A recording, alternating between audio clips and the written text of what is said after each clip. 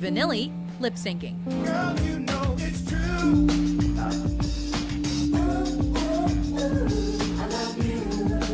In the era of auto-tune and pre-recorded tracks for live performances, it could almost be argued that Fab Morvan and Rob Pilatus were just ahead of the curve. It's a tragedy for me to see the dream is over. But even though many pop stars benefit from the technological enhancement of their own voices, the voices of this late 80s duo belonged to session singers. I'm just a love girl, and this is true. Girl, you know it's true. When it finally came to light that Morvan and Pilatus could barely speak English, let alone sing in that language, and that other singers had done the vocals on their album, the deception destroyed what once seemed a very promising career. The men were also stripped of their Grammy Award. The pair was returning the Grammy Awards they won for the Best New Artist of 1989. But the Recording Academy had already stripped them of the trophies the day before. Although Morvan eventually achieved moderate success as a musician, Pilatus succumbed to drugs in 1998. Being punched every day in the public eye leaves marks. Number 7. Michael Richards' racist rant. Hello, I'm Kramer. Nice to meet you. See you later. As Cosmo Kramer on Seinfeld, Richards seemed goofy and lovable.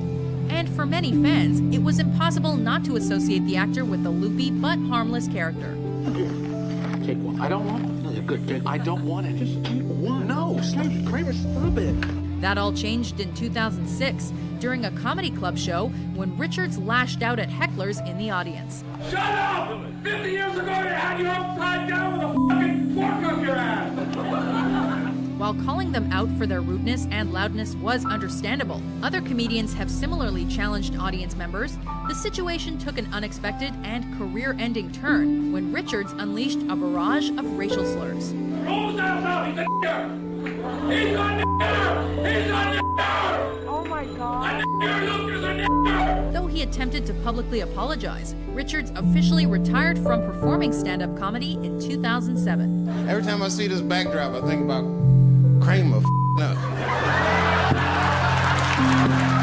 Number 6. The Dixie Chicks, George W. Bush diss.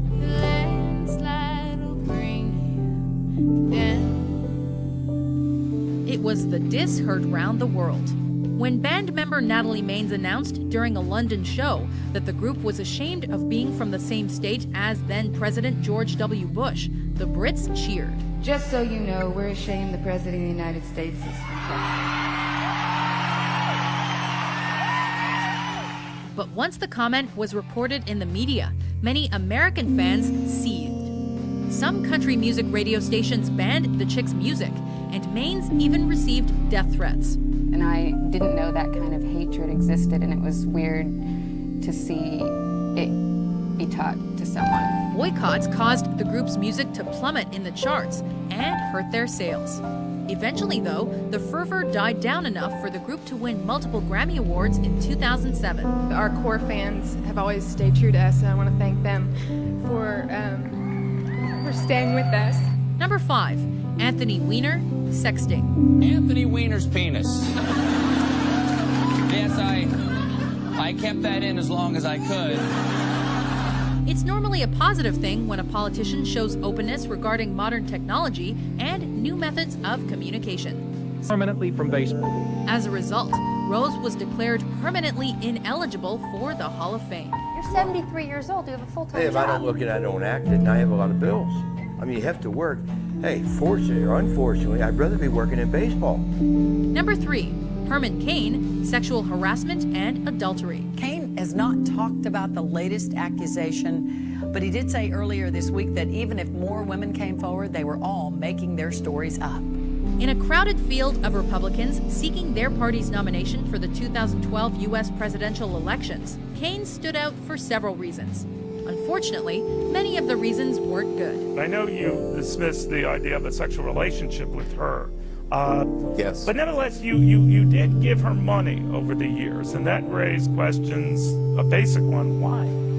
First, there was an advertisement featuring Kane's chief of staff, Mark Block, who apparently got so excited talking about the campaign that he couldn't finish the commercial without a smoke break.